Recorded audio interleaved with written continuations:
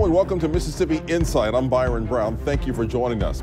This week we are focused on children and the people who teach them. Unfortunately, Mississippi doesn't have enough certified teachers, and that's a problem nationwide. We'll talk with an expert on what parents need to know about their kids' educational prospects and a disturbing report on the mental and emotional well-being of Mississippi children. Linda Southward from the Children's Foundation of Mississippi walks us through the latest Kids Count survey.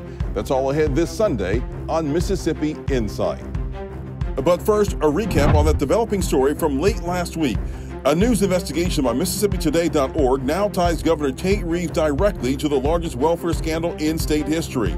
In text messages obtained by Mississippi Today, Mississippi's former welfare director said he was acting under the direction of then Lieutenant Governor Tate Reeves when over $1 million of welfare money was put into a fitness program. That program has since been named in a state civil lawsuit to call back misspent federal dollars. This development comes just weeks after the state, under the direction of Governor Reeves, fired the attorney investigating former Governor Phil Bryant with his involvement in the scandal. Watch 12 News and WJTV.com for much more on this investigation and the governor's response to it. Last year, Mississippi educators reported more than 3,000 certified teacher vacancies across our state. Even recent pay raises for teachers have not eased the shortage, and it's part of a nationwide trend. Joining us via Zoom is Leelila Strugov. Leelila Strugov, she is a college advisor and founder of AtomicMind, which advises parents and students in choosing the best colleges. Ms. Strugov, welcome to Mississippi Insight. Thank you. Thanks for having me. Thank you very much for joining us. What do you make of this trend of teacher shortages? It is especially bad here in Mississippi. So, I'll tell you, I think that teacher shortages, it's kind of a misnomer. It's not like there are actually fewer certified teachers in Mississippi right now. What we're really seeing is a recruitment and retention problem. So, teachers have been kind of saying for a long time, things are not great and things are on fire and things are not working. And for a very long time, the attitude has kind of been, just take it or leave it. And I think they finally reached a breaking point where they said, okay, we're going to leave it. And that's why you're seeing all these vacancies. And, at the heart of the matter is, I think the recruitment and retention problem comes from a systemic incapacity to appreciate teachers with either the pay that they need or the conditions that they need or the respect that they need to actually teach what they want to teach and what they think they should teach. And overall, that's a problem. That's a systemic problem that needs to be fixed if we're going to get through this. Experts have pointed to several factors, including, as you mentioned, teachers moving out of state and teachers leaving education completely. There are complaints about low pay, high workload, and class sizes and professional burnout, especially during the COVID-19 pandemic. Does your research confirm those factors, and are we missing anything? Absolutely. I mean, I think, what we saw during the pandemic, a lot of what we're seeing has been focused on, and I know a lot of our work is focused on, what students have actually been undergoing. There's been so many emotional issues that have come out of the disruptions of the pandemic. I think what is not as recognized is, well, let's say you've got all these kids going through what they're going through, but you've got a teacher who is, ultimately trying to navigate all of these different students' needs on their own without much assistance. They're not, they're not getting the pay that they need. They're not getting the resources that they need. Guess what? They're going to have mental burnout too. So the two go hand in hand. And I think we really need to start recognizing that without, the one, we don't have the other. Without the excellent teacher support, you actually can't give students support. So overall, the entire system just needs some help and resuscitation. How important has the political environment been that we're in now, where some legislatures have passed on what teachers can teach and how they can teach? How's that played a role? I think it's played a huge role. I think teachers, they went into this profession with an idealism and, this idea of I can change the world, not this idea of I can change, a single test score, or I can teach exactly what is written in this book by this person, whether or not I actually agree with it. I mean, with teaching comes this kind of agency to impart, life knowledge, life skills, personal passions. And that is something that teachers feel they are being stripped of, and they are no longer being drawn into the profession in the way that they once were, because that was a big part of their compensation, that feeling that they're really out there making a difference. And I think a lot of these mandates are forcing them to feel like they don't even have the opportunity to have the impact, that personal impact that they were hired to have, and that they were really looking forward to being able to have. This environment in our schools makes it difficult for students to get the learning that they need, especially as they prepare for college or other higher education. What do you advise parents to do in this situation? So I think it's really important that parents understand the root cause of what's going on, and that they actually acknowledge the teachers and see the teachers for the struggles that they're facing. And I think that really means, if you want your kids, sadly, to get the attention that they need, I think you need to show them that they are special, that they are appreciated, that the struggles they're facing. And I think that those gestures of appreciation can really run the gamut. I think it can be from, bringing them a cup of coffee in the morning to, on certain holidays, showing your appreciation with a little gift, making sure your kid writes them a note, requesting meetings of them. I think that that's a good thing. You should request those meetings about your child's track, just to show that you care and to hear from them what they have planned, but also know that you're coming to that meeting more than with just an ask. You're also saying, how can I help you in my child's development? And on the back end, you are listening to that teacher, listening to what your child needs, providing that child with what they need, possibly with out of school support, with, support from your own family. Just know that there's just not enough teachers right now to go around. So if you want your student to get the support they need, you really need to get that teacher in your corner, and you need to potentially even get some outside help to make sure that your child is staying on track, especially when it comes to college admissions. And, you're also going to need amazing teacher recommendations. So keep in mind, these teachers often are needing to write 40, 50 recommendations. If you really want your child's recommendation to stand out, make sure you tell your student, you better say thank you every time you leave that classroom. Yeah, those parent-teacher meetings, how often do you recommend that they meet with teachers?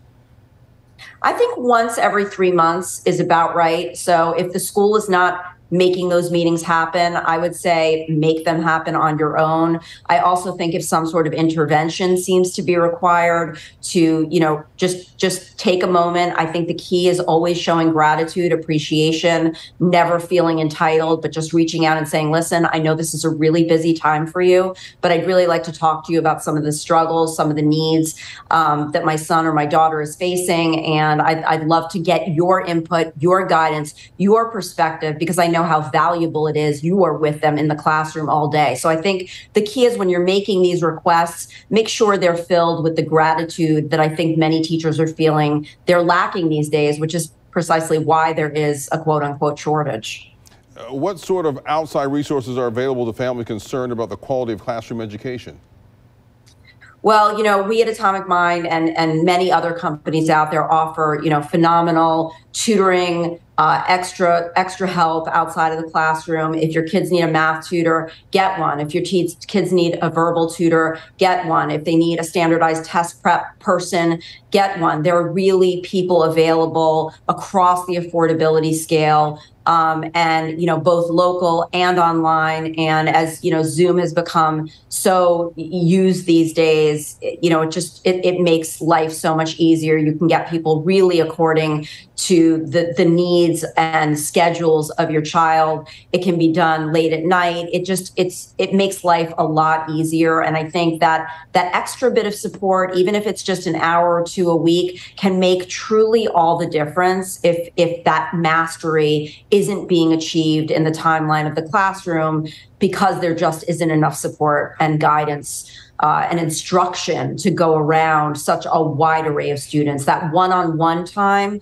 can really make up for a large gap. I would say even, for instruction learning, an hour of one-on-one time could probably compensate for 4 hours of in-school instruction that is really teaching to such a wide array of levels. When you're getting it at your kid, getting met at their level, it's a whole nother ballgame. Given the environment that we're in today, what can administrators, school districts do to recruit teachers?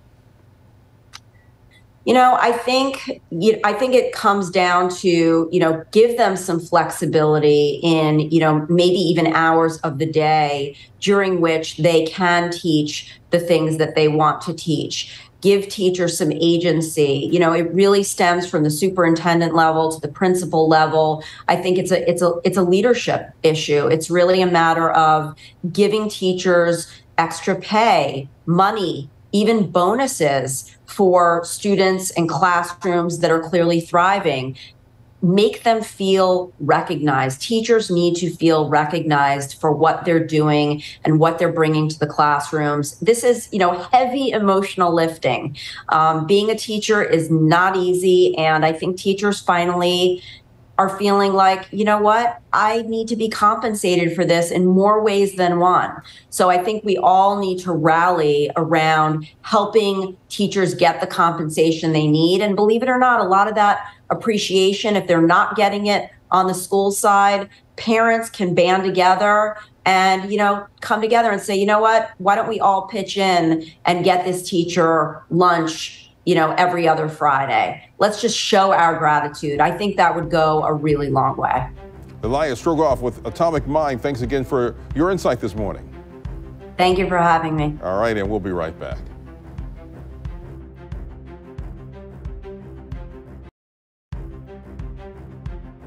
There's more data this week showing Mississippi continues to fall short in efforts to raise the well-being of our children. Kids Count is a project run by the Annie E. Casey Foundation.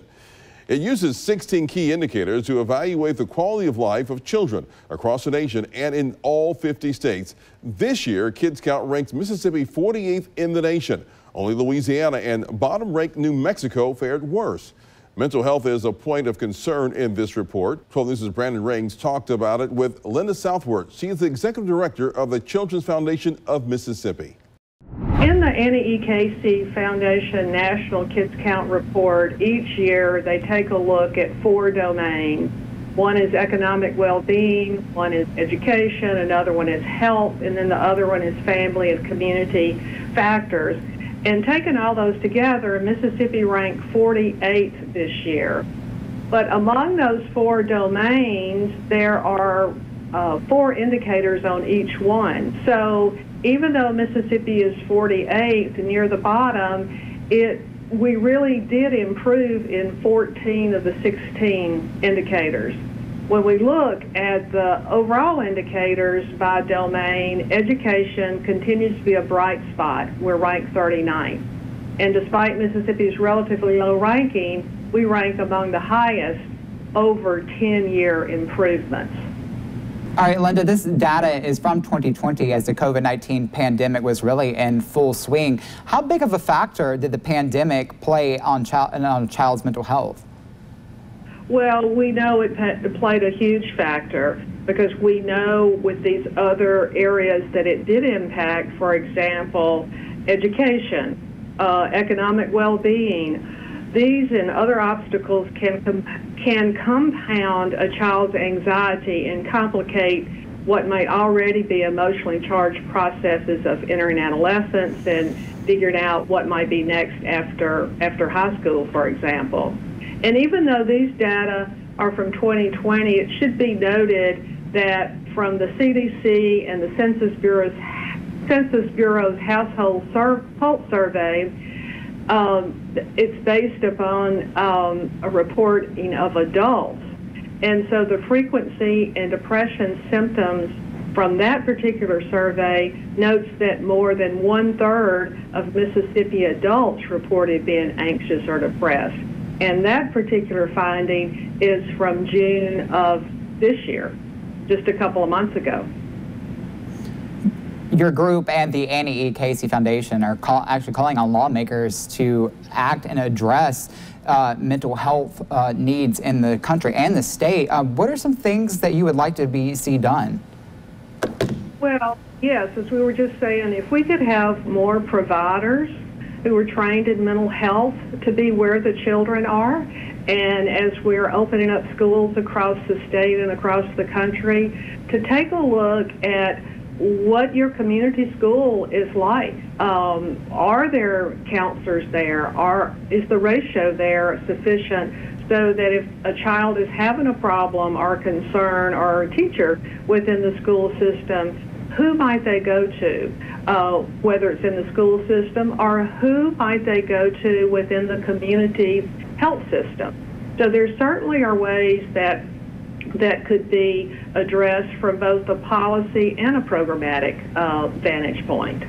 We do know, for example, I can give a shout out to University of Mississippi Medical Center with the project that they have, Project ECHO, which is expanding capacity for health outcomes, that helps connect primary care providers with specialists via telehealth. And so that's a bright spot, and that can also be a way to help keep children in the classroom and in their own community, and then, decrease travel time and parents' loss of work hours if we know that a primary care provider in the community can be connected with a specialist. And as far as schools go, how important is it that schools have a available counselor there for the children?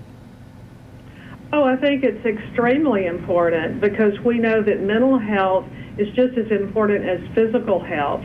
And when we think about how children learn with their cognitive abilities, language proficiency, social skills, they all develop alongside mental health. And so in order to address the whole child, if you will, it needs to be addressing the social and emotional needs of children as well. State Republican leaders have said they want to refocus on women and children's well-being in the wake of the Supreme Court's overturning of Roe versus Wade. Does that give you any cause for optimism that the mental health for kids' overall well-being may be adequately addressed? Well, I think it is really good that there will be hearings, I believe, in September and in October on the Senate side for individuals who are conducting research, individuals who are providing programs. I think there's a lot of information that is asked to be gathered, and I think it's a great opportunity to get more deeper insights into what some of the underlying concerns are in the state. So I see it as a positive on having policymakers come together to learn more about the specific issues and hopefully in anticipation of the 2023 session. Okay, Linda Southward with the Children's Foundation of Mississippi. Thanks for joining us. Okay, thank y'all. Coming up, the governor expresses his frustration with Jackson's ongoing water crisis, but will he help end it? Is Mississippi Insight only on WJTV 12 News.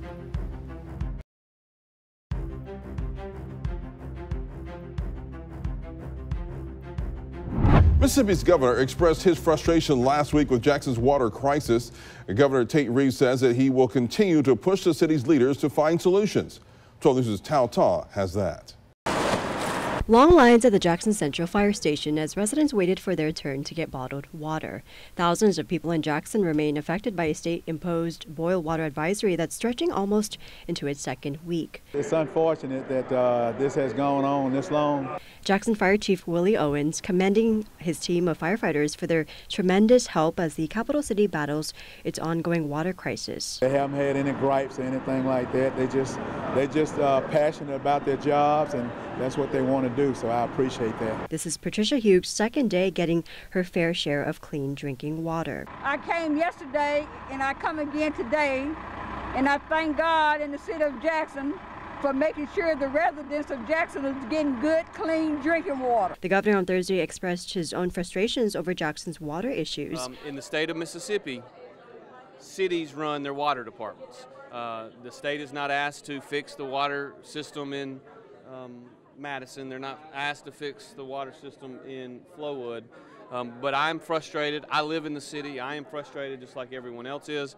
We're going to continue to work to put pressure on the leaders of the city of Jackson to do their job. Officials say the water giveaways will continue until the city remains under a boil water advisory, and the people of Jackson are grateful. The stores have gone up. This average is about $5 a case now, so every little bit helps. You know what I mean? Jackson Chief Owens extending his thanks to the various vendors who donated the amount of water to help make these giveaways possible, along with the many helping hands. We have been desperately helping with these people, trying to make sure that these people have drinking water and potable water. If they want portable water, you know, we've been trying to help them with that as well. The water giveaways at the Jackson Central Fire Station will go on until supplies last.